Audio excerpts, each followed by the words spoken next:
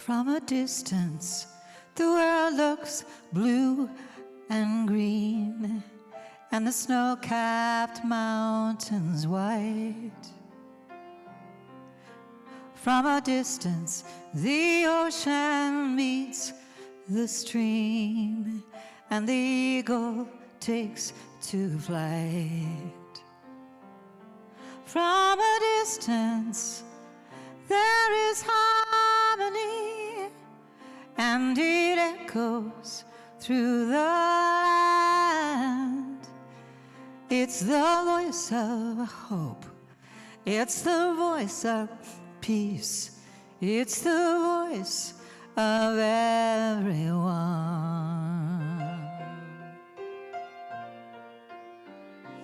From a distance, we all have enough, and no one is in need.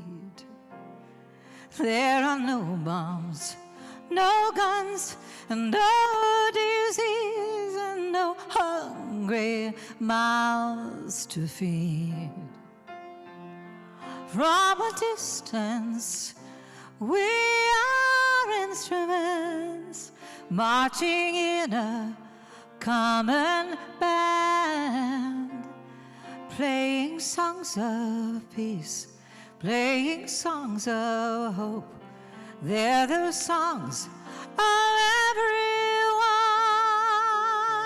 and God is loving us, God is holding us, God is blessing us from a distance.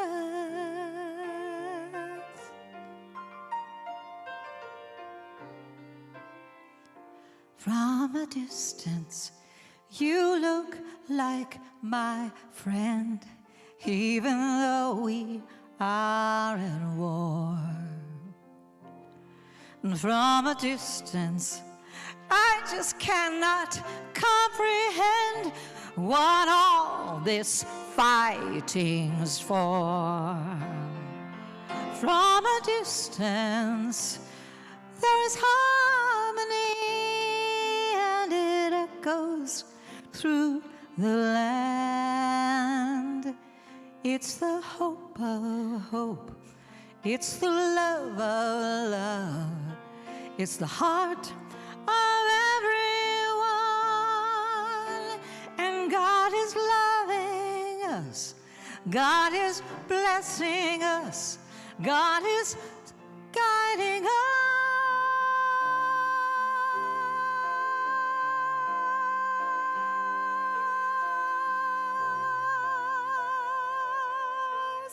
From a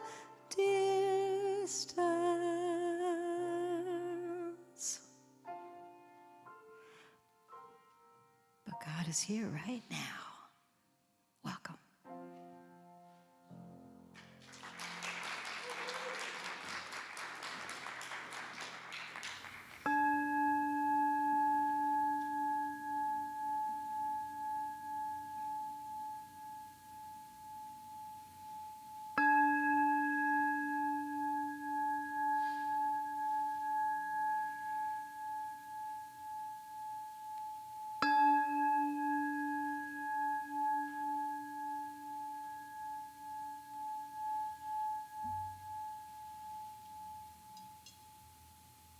Please bear with me.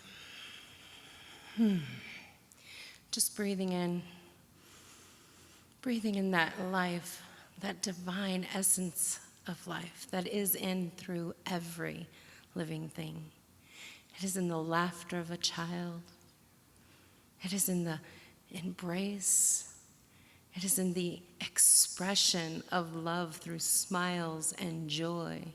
It is in the heat of the day, the sun as it shares its energy and its life. God is everywhere. And recognizing that this power and this presence is in and through everything, I know that I am one with it. I know that that essence is in each and every one of us. Knowing that the gong of life, the expression of life, is here now. So being in this space, I recognize that everything that we need to hear today is heard, and that we know that loving this body is the expression of joy and life itself. And I just wrap all those that put this service together with such love and gratitude, and knowing wherever Reverend Jen is in this moment, that she is held on high, as we know that here and now, Reverend Patrick is here, a conduit of that divine expression, ready to share a message of love, of body. And it is in this space of connectivity that I simply release this into the action of the law, knowing that divine right action is always, always present. And we affirm this by saying in one voice, and so it is. So the words of inspiration today come first from Deb Shapiro. The message we give our bodies, one of irritation or acceptance, is the message to which our bodies will answer. And from Oprah Winfrey, I finally realized that being grateful to my body was key to giving more love to myself. And from our founder, Dr. Ernest Holmes, the healing must come through recognition that the body is pure spirit substance. There is only one substance, one intelligence, God. And all the organs of the body express and manifest God or perfection. The blood of the body is the objectification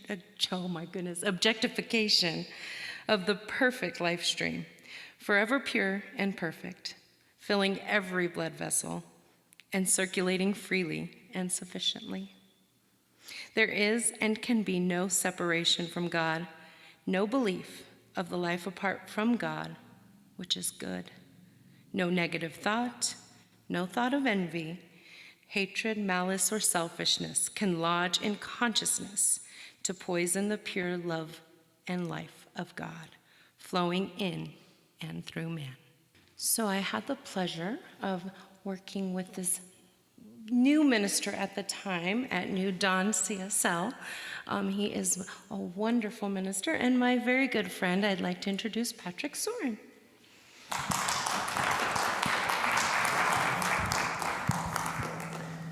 Oh, thank you.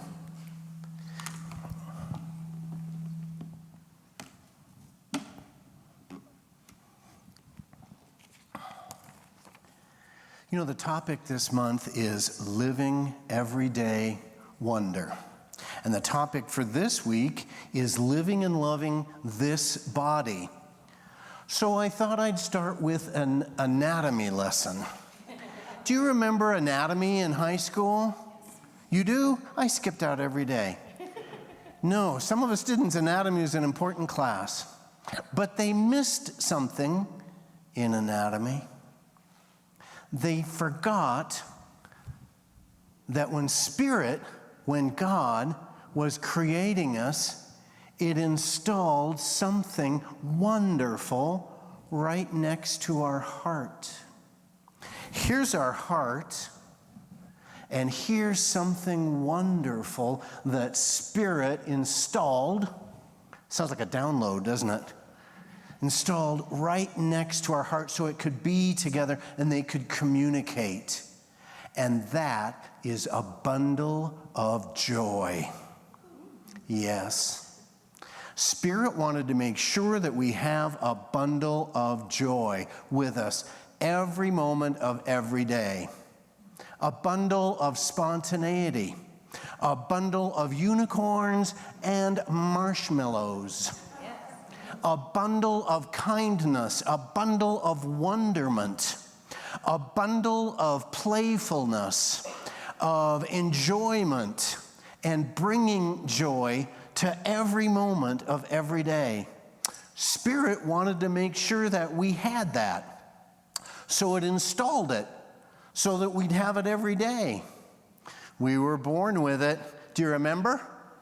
Do you remember when you were young how just crazy excited you were about everything? Yeah? Some of us remember that pretty well, how excited we were. And we know that if we don't remember it, we know that we've met babies who do. They're in it all the time. They're born as bundles of joy to their parents, and they live as bundles of joy. I got to meet my neighbor across the street. His name is Teddy. And I got to meet Teddy yesterday. Teddy's about the size of a teddy bear right now. And he just sits and holds out his feet and hands and just invites you to tickle him, which he finds very enjoyable. Go Teddy, go joy, go playfulness. That's installed in us. That's with us all the time. But what happened? Why aren't you holding your hands out for me to tickle right now? Well, we could. Thank you. Something happens, doesn't it? It gets disciplined out of us. It gets educated out of us. For some of us, it gets abused out of us. It gets neglected out of us.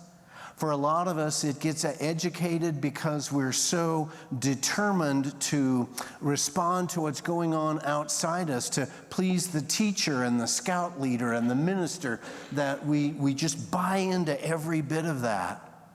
And so sometimes we discover at quite an elderly age that not only do I have a bundle of joy right next to my heart, but it's kind of a yin-yang thing over here on the other side. I have a little cage of sorrow. Am I the only one? No. We have a little cage, and I know with my little cage, there's a little boy in that cage who's trapped in all the rules and regulations and beliefs and baggage and all of the stuff that we create for ourselves that's brought to us, and that I have to make the effort to let little Patty out of there. Patty's about this tall. He's a ginger, and he has freckles. Do you remember the Elks? The Elks used to have a summer festival every year, and one year it was in Silverton, Colorado, Durango, and my grandmother took me down there and entered me in the freckle face contest. And nobody else could even place. I had so many freckles, that little ginger boy. And so each of us has within us this delightful child, this delightful identity. Charles Fillmore, who's the founder of Unity, the Unity belief, says, I exude a spirit of joy from within, because it is within. Our little bundles and our little cages are all within. And it's a choice we make what we do with those bundles. How many of you know the great American philosopher Dolly Parton? Everybody, awesome. She says, you can't have the rainbow without the rain. And one of the lessons I want to give is that if we savor the joy, we have to learn, or we might learn, to savor the suffering, to savor the sorrow.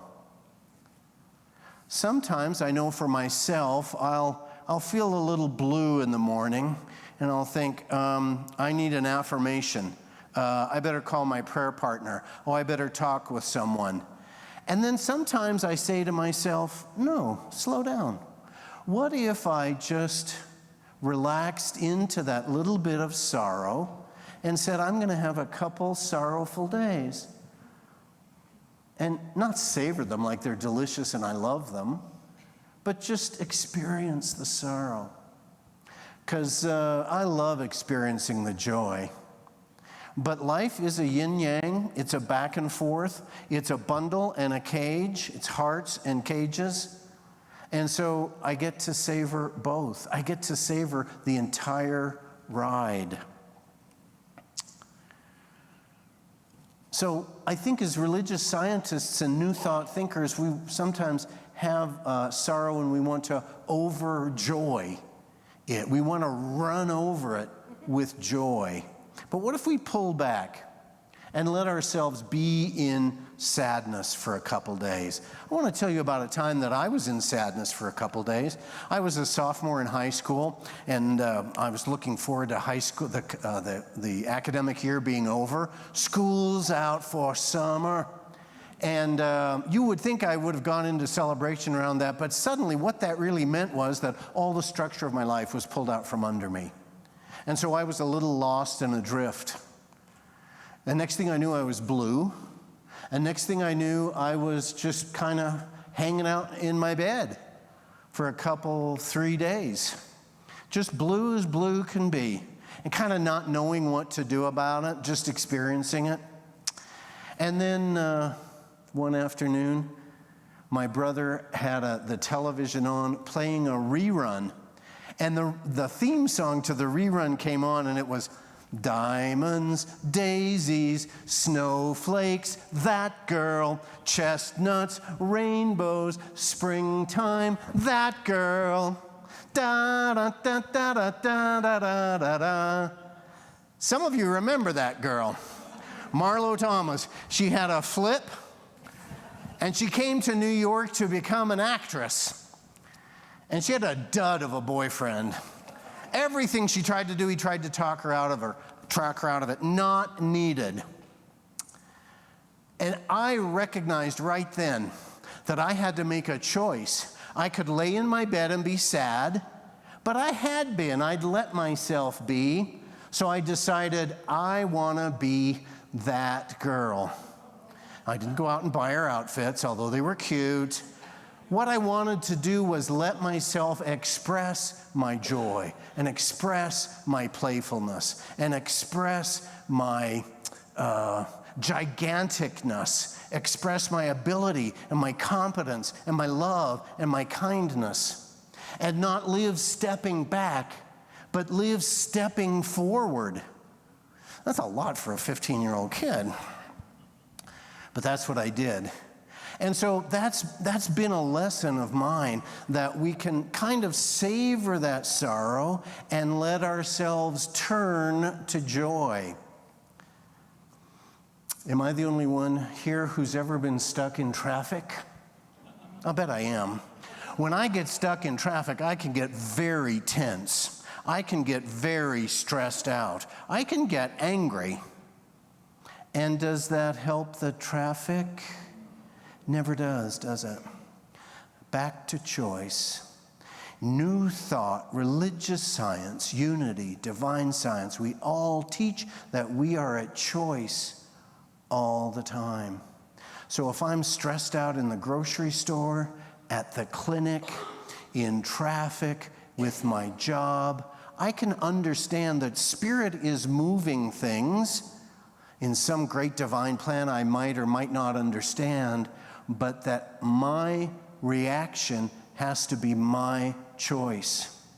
And I can choose to live in friction and anger, or I can turn that into joy. I can turn that, make a decision to be in this moment in joy. Joan Walsh England says, a bird doesn't sing because it has an answer. It sings because it has a song. Each of us has a joyous, probably silly song. And how do I let mine out a little bit? Well, the lesson I want to teach, the core of our lesson today, is savoring the small stuff. Most of the things we do in life, we do to just feel a little bit better in the moment, don't we? So when I'm making a peanut butter sandwich, I'm going to pick out grape jelly or cherry jelly or strawberry jelly. I'm making a choice to make myself feel a little better. When I sit down to watch a television show, there's 800 programs I can choose. I'm choosing the one I want that's gonna make me feel a little better in the moment. Aren't we? We're all choosing what we do that makes us feel better. And guess what? In religious science, we like to think thoughts that create our new way of life. But we are in the present moment. And the thoughts that you used yesterday and the day before and the day before that are what's creating your joy today. So why don't we take a moment in our lives, in our minds, and savor, enjoy the wonderful life that we've created with those thoughts that we've been thinking. In religious science, we do a great job of saying that we're perfect and then figuring out what it is we need to change. There's nothing wrong with us because we've been thinking perfect thoughts. We've been thinking prosperous, happy, relationship thoughts. And here we are right now, in this moment, in this thought. And why shouldn't we let ourselves savor it? Let's enjoy it. We created it. If we don't want it, we can create another reality. That's the benefit of creating with thoughts. Let's step back and enjoy for a moment what we've created in our life today. What's one thing that you can think of? I created a wonderful relationship, and the man of my dreams made me an omelet today. Life is so good. I got to come out here and speak with you today. Life is so good. What have you created with your thoughts that you want to step into today and experience the joy of savoring the small stuff? And if it's not working, change it. Let's don't beat ourselves up if something's not working in our lives. We have the tools. Let's fix it. Let's change it. The life we're living right now is the life we've created over the last decades, months, days, and hours. Let's celebrate. And the thoughts that we are holding are word unto the law. We are living what we've created in law. That's it. Let's enjoy it. Why would we have created it otherwise? I want to tell you today about the Positive Lexicography Project from Tim Lomas. Tim Lomas is an academic who's gone all over the world. Well, no, he didn't. He sat in his office with his computer open, and he created a website to learn words in foreign languages that represent feelings, subtle feelings in those languages. Right? For instance, mbuki mvuki means to shed clothes and dance uninhibited. Did you know there was a word for that? Life is so good. Let's take our clothes off and dance uninhibited. That's a Bantu word. Or another word is Norwegian utapils. Utapils is a beer that is enjoyed outside. Why do we not have a word for this? Well, let's just start using utapils. For me, that word is iced tea.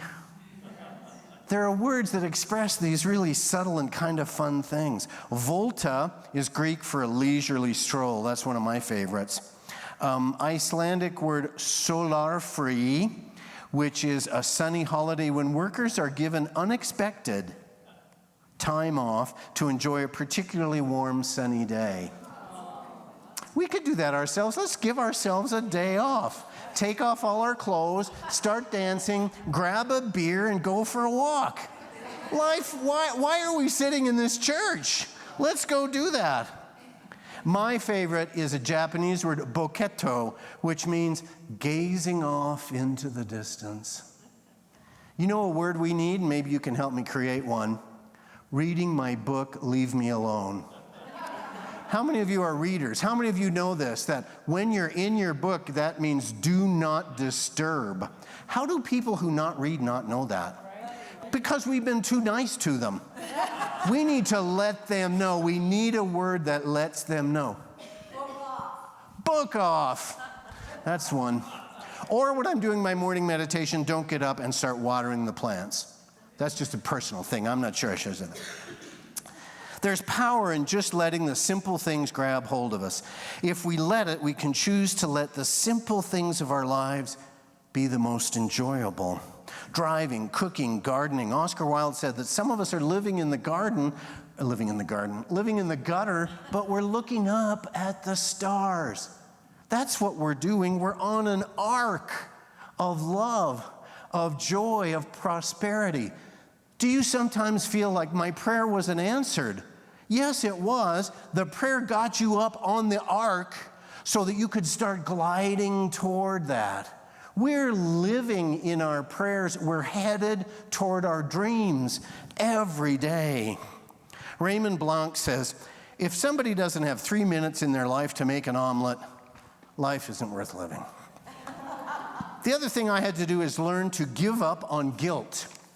I did a lot of boundary work a few years ago, and every time I created a boundary with somebody, I felt bad about it right away.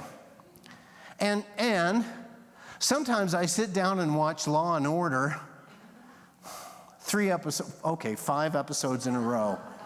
You can tell I still feel a little bad about it. Why? If you want to watch an ice cream, why shouldn't I eat all the ice cream I want? We do the things that make us feel better, and then we feel bad about it. Where is that in the Bible? Why do we need to do that? We don't have to do that. We're at choice, and our choice is in joy. And if joy is not a God characteristic, why is it built into us? Since it's built into us, let's celebrate it and live in it. That's what we're charged to do in life, is to be adventurers, pull all we can into the stream of life. Ernest Holmes, the philosopher that founded this teaching, the religious science teaching, never wrote 3 words when 22 would do. So get ready, buckle yourselves in. We're going on a reading adventure. Declare every day, no mistakes have been made, none are being made, and none can be made. Declare, there is one supreme intelligence which governs, guides, and guards. It tells me what to do, when and how to act. It is telling me that. And everything necessary to the full and complete expression of the most boundless experience of joy is mine now. Everything I need to have joy is mine now. And what do I need to decide to do that? Decide to do it. I just need to start living in it. The poodle says, my life is a mess. My owner is mean. My girlfriend is leaving me for a German shepherd. I'm nervous as a cat. And the collie says, well, why don't you go see a psychiatrist? And the poodle says, I can't. I'm not allowed up on the sofa. I'm not allowed on the couch. Ha ha. But boom. I have proof that God wanted us to be silly. And the proof is at the end of all of our hands. And it's these little fingers. If something sillier was ever invented by Spirit, let me know, because these are pretty silly. For most of us, I understand that musicians use theirs quite a bit, and thank you for using yours today. But for a lot of us, these are pretty silly things, aren't they? We have other silly things on the ends of our feet. Yeah, but I'm not going to get those out, because that's not... I'm going to ask each and every person in this room to do a spiritual exercise with me. Let's look at our little fingers. Let's look at how silly they are. Mine are getting a little crooked, a little bit of arthritis growing in. That just makes them cooler, curvier, more delicious. Yeah, I just have an idea. You just gave me an idea. Why don't we all wave at each other with our little fingers? Hello. Hello. Welcome to sunny Sunday in Colorado. Hello. And if you want to, you're waving at the people in the back. I love it. If you feel comfortable doing it, loop your finger together. See how ridiculous we all are? It feels good to be silly in front of other people. In church, it has to be spiritual. We're in church. Now, I ask if you feel comfortable doing it, to loop your little finger with someone near you. If it feels comfortable, if it feels right. Now I have you right where I want you. Let's have a prayer. Dear God, sweet Spirit, we are connected here in the silliest, funniest, most joyous way imaginable. Thank you. Thank you for letting us discover how fun Spirit can be, how playful God can be as it lives, moves, and has its being in us and connects us with each other even in our silliness, even in our joy.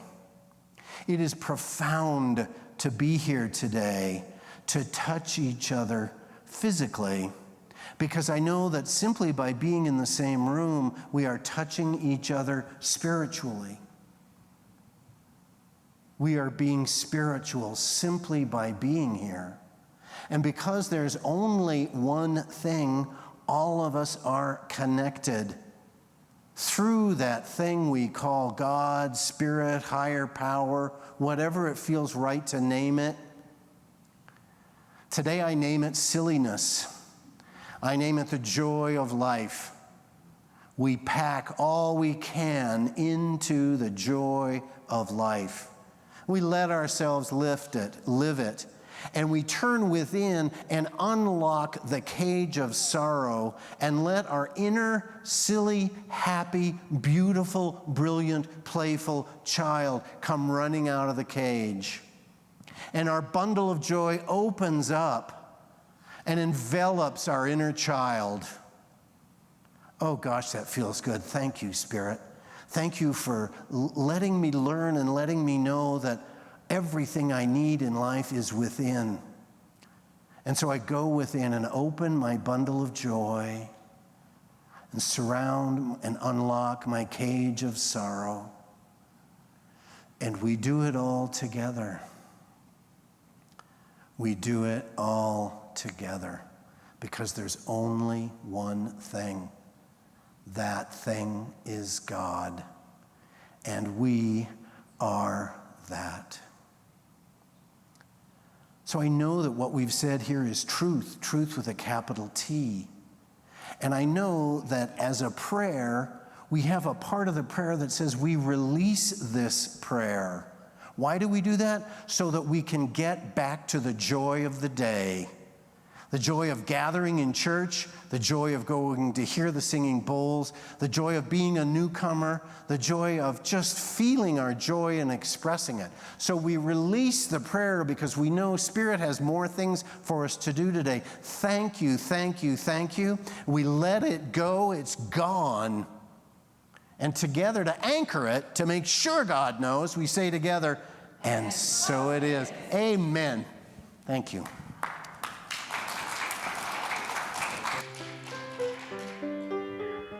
Oh, that was delightful.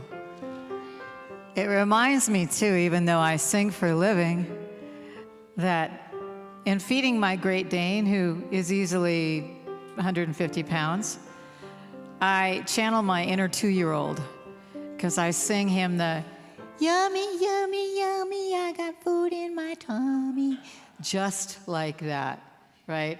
And I'm so glad, along with some other songs that have never come out of my mouth. And it feels so pure. And I'm still glad there's nobody home. And James Taylor wrote this about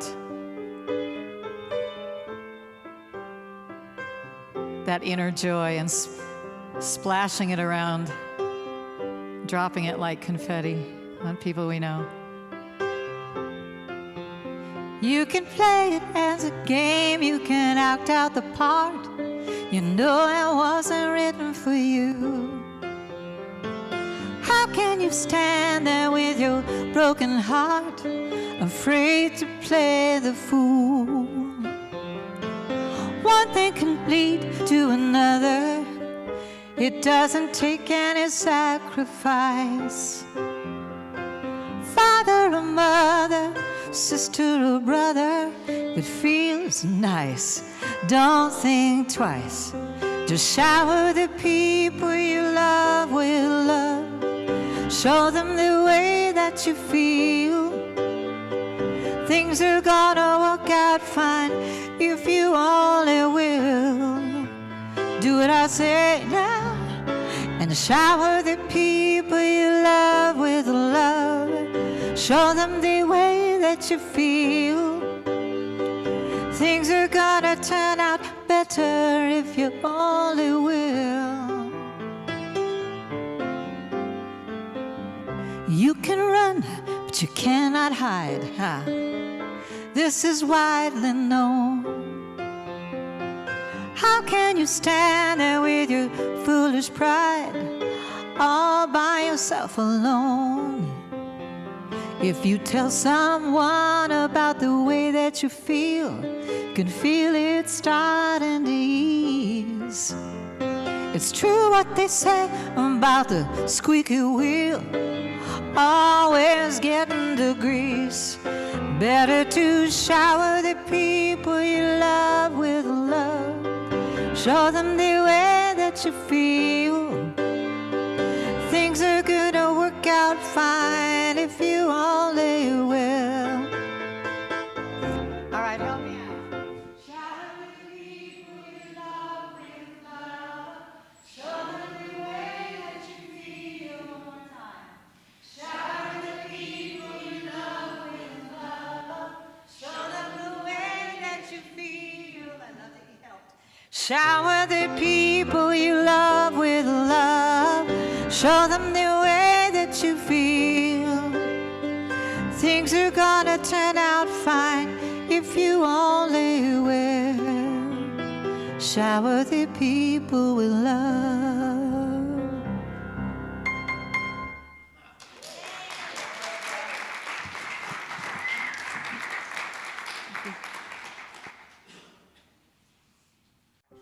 Hello, I'm Reverend Jen Wild, Senior Minister for New Dawn Center for Spiritual Living. New Dawn Center is a global community, and we welcome all people, all paths, all ways of thinking, all philosophies. So know that you are welcome here, and thank you for joining our online community.